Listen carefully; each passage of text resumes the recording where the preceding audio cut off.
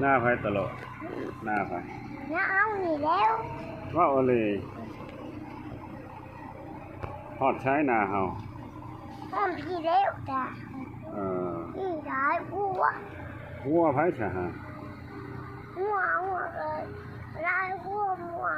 ยหัวเฮาก็แม่นคือรวยแท้รวย คนรวยบ่ คือรวยกินนมคนรวยผัดกินนมโอ้ยคนรวยผัดกินนมนอนค้าขึ้นห่าง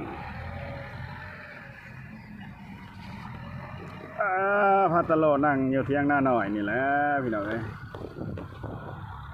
มันเป็นไอ้หนุ่มเฮาไอ้หนุ่มรถไทยเฮาทำงานบรรยากาศมื้อนี้ก็บ่แดดบ่ร้อนปานใดมีสายลมพัดมาเย็นห้วยเป็นระยะรถไทยก็แม่นบ่โอ้2 อันพุ่นรวยแท้ของลายโมมินทำมันไปเลยของลายโอ้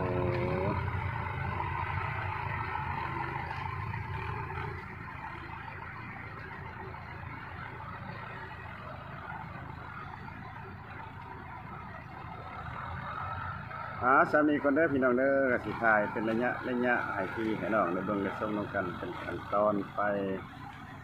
ที่ว่าคลิปกับคลิปสดตัด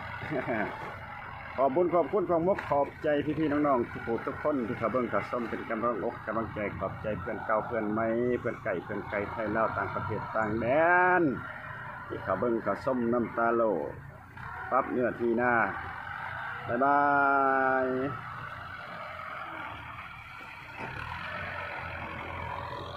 นะแม่ตาโลบ๊ายบายกินนมคือเก่า